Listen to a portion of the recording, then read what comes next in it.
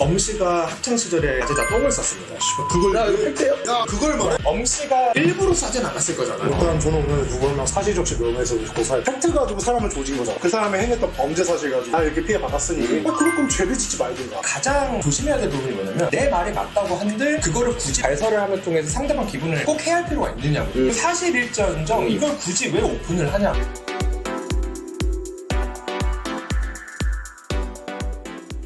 써라뉴스 지루한 토론은 이제 그만 제3자의 시선에서 바라보겠습니다. 써라뉴스 시작하겠습니다. 네, 박범준입니다. 반갑습니다. 없습니다. 그럽니다. 자, 최근 사실적시 명예훼손죄 폐지 관련 뉴스가 눈에 띄고 있습니다. 사실을 말해도 처벌될 수 있는 법, 이것을 없애자라는 흐름이 올라오고 있는 거죠. 저희 세 명 다 법에 대해서 뭐 하나도 모릅니다. 지극히 평범한 두 분 데리고 한번 사실적시 명예훼손죄 폐지를 주제로 오늘 얘기 한번 나눠보도록 하겠습니다. 일단은 자, 두 분께 먼저 여쭤보겠습니다. 사실적시 명예훼손죄 폐지 어떻게 생각합니까? 정치랑 법 하나도 모르는데 이거 말해도 돼요? 네, 일단 뭐 편하게 찬성인지 반대인지. 네. 전 찬성이에요. 저는 반대죠. 먼저 우리 찬성을 말하셨던 엄씨께 먼저 여쭤볼 건데 사실적시 명예훼손죄 찬성하는 이유는 뭡니까? 명예훼손죄는 즉 상대방의 명예를 훼손시켜서 적용당하는 법이잖아요. 여기서 사실적시 그리고 허위사실 이렇게 두 가지로 나눠지게 됐는데 허위로 그 사람의 명예를 훼손시켜서 받는 죄는 타당하다고 보여집니다. 허위사실 유포로 그 사람 인생 조지겠다고 일부러 한 거잖아. 없는 사실을 부풀려가지고 만들고. 근데 사실적시는 좀 다른 게 팩트 가지고 사람을 조진 거잖아. 그 사람이 행했던 범죄 사실 가지고 다 이렇게 피해 받았으니 보여주겠다. 그럴 거면 죄를 짓지 말든가. 그 사람이 자기가 당한 게 있고 일단은 팩트잖아? 잘못했다는 건 팩트니까. 아 근데 사실 우리 선우 씨가 술 처먹고 회의 늦은 건 사실이에요. 맞죠? 언제까지 운동을 좀 봅시다. 너 이거 평생 가 임마. 근데 만약에 누군가가 이걸 인터넷에 퍼뜨려서 한 번 딱 지각한 건데 선우 씨는 술 처먹고 약속 시간 어기는 사람 이걸로 이제 낙인 찍혀가지고 이제 선우 씨와 아무도 뭐 일을 안 하려 해. 그러면 이거 사실 선우 씨가 존나 억울한 거잖아요. 그러니까 인사 고가가 그런 걸 어떻게 해? 딱 한 번 지각한 거여도 어쨌든 그걸로 인해서 얘 지각한 사람은 낙인이 찍혀도 지저분이지. 그러니까 이제 이게 좀 예시가 잘못된 게 이 친구는 범법을 저질진 않았잖아요. 정해놓은 룰에서 어겨선 것뿐이지. 근데 이건 이제 헌법이라던가 그런 법에 적용되던 사람들이 잘못한 거야. 근데 그것 가지고 이제 그 사람이 불이익을 받는다? 타당하다. 인과응보다라고 볼 수 있는데 이 친구 같은 경우는 우리끼리 봐주고 술 한번 사고 그렇게 넘길 수 있는 문제니까. 자, 이게 여러분들 잘 생각하셔야 돼요. 우리는 무슨 일을 하고 있죠? 우리는 방송 개통 일을 하고 있습니다. 정말 우리한테 사실적시 명예훼손죄 폐지가 어떤 파장을 불러올지를 잘 생각하셔야 돼요. 우리 개개인의 사생활 침해를 방지하는 게 제일 중요한 포인트라고 생각합니다. 허위가 아닌 사실이게 괜찮다고 해가지고 아무렇게나 그냥 표현해버리면은 반드시 그게 악용의 여지가 있는 거죠. 그 사실을 공개할 필요가 있었느냐, 그 지점을 먼저 살펴보는 게 중요할 것 같고요. 한 사람을 공공연하게 망신시키기 위해서 물론 실제 사실이지만서도 그걸 명분으로 사생활 폭로를 되게 남발할 수 있는 상황이 충분히 벌어질 수 있죠. 대한민국만의 악법이냐? 라고 따졌을 때도 그렇지 않아요. 왜냐면 우리보다 더 선진국이라 하는 뭐 일본이나 유럽이나 이런 국가들에서도 아직도 형사처벌로 시행하고 있는 제도거든요. 여러분들 또 하나 기억하셔야 되는 게 형사처벌에 관련해가지고 폐지가 된다는 거지 우리 아직도 민사소송은 남았습니다.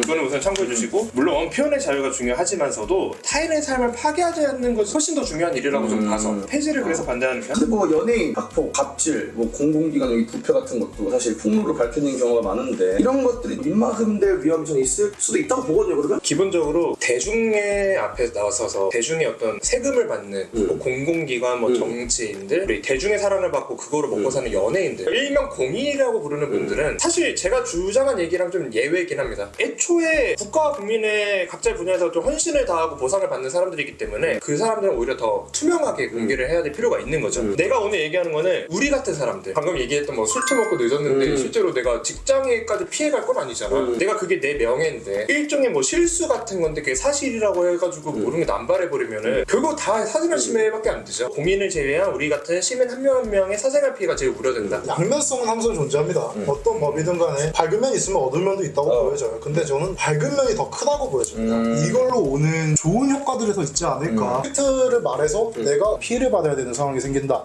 라는 것 자체가 일단 하나는 없어지는 거니까. 그거에서도 파생되는 부작용이 뭐냐면 사람이 사람과 사람을 대할 때 특히 전 T잖아요. T들이 가장 조심해야 될 부분이 뭐냐면 내 말이 맞다고 한들 그거를 굳이 발설을 하면 통해서 상대방 기분을 꼭 해야 할 필요가 있느냐고. 사실일지언정 이걸 굳이 왜 오픈을 하냐고. 일단 제 생각에는 그가 사회적 약자 기준으로 봤을 때는 폐지가 저는 훨씬 유리하다고 보거든요. 긁히게 많은 사람들이 이런 법안을 만들고 이런 법안을 이용한단 말이죠. 뭐 부정부패를 저지른 인간들이 있어. 한 피해자가 나와서 저 사람이 나한테 부정부패를 저질렀고 그렇게 신고를 했어. 신고를 했어. 막상 까보니까 맞아. 의무청탁도 했었고. 근데 갑자기 왜 신고를 해가지고 나 이렇게 모욕스럽게 만들어? 그러면 이제 너 사실적시 명예훼손 고소 이렇게 돼버리는 거야. 반대로 약간 좀 이런 느낌도 있는 것 같은데 어떤 연예인이 좀 문란해 아니면 뭐 예를 들어 동성애자야 근데 이게 사실 누군가한테 피해를 주는 건 아니거든요. 그걸로 인해서 그 연예인이 이미 타격이 무조건 갈 수밖에 없단 말이지. 그렇지. 이거는 어떻게 생각해? 그럼 이런 거 근데 물론 내가 아까도 말씀드렸지만 공인은 어느 정도 좀 용인해야 될 필요는 있지. 자, 여러분들 이렇게 생각해봐요. 엄씨가 학창시절에 사제자 똥을 쌌습니다. 그걸 나 이거 팩트예요? 야 그걸 말해? 엄씨가 일부러 싸진 않았을 거잖아. 농담입니다. 근데 기억을 했다 쳐 내가. 엄씨가 속해 있는 어떤 사회에다가 엄씨가 진짜 이렇게 똥 쌌더라. 똥쟁이. 사진도 있다. 근데 엄씨가 야 그걸 왜 얘기하냐? 그거 명예훼손이다. 아닌데? 사실이잖아. 내가 지금까지 계속 얘기하는 포인트는 방금 얘기했던 뭐 범법 사실 오고 불법 청탁 같은 거를 방지할 수 있는 또 약자한테 도움이 되는 게 무조건 맞지만서도 약자한테 불리한 이런 일들도 분명 소화된다. 일단 저는 오늘 누구 한 명 사실적시 명예훼손을 고소할. 법은 누구한테나 평등해야 된단 말이죠. 사실적시 명예훼손은 약자들한테는 평등하지 않은 법이라고 보여져요. 누구는 진짜 빵빵한 변호사들 사가지고 사실적시 명예훼손은 그 사람을 고소를 해. 근데 그 약자는 그거를 본인이 증명해야 되잖아요. 그 자본과 그 능력을 어떻게 이기냐는 거죠. 비슷한 맥락의 뭐 예시일 수 있겠으나 간통죄가 폐지됐지 않았습니까? 실제로 지금은 폐지가 됐기 때문에 국가가 따로 형사처벌을 하지 않는 거로 됐잖아. 그것도 지금 상황에서 득과 실이 확실하다고요.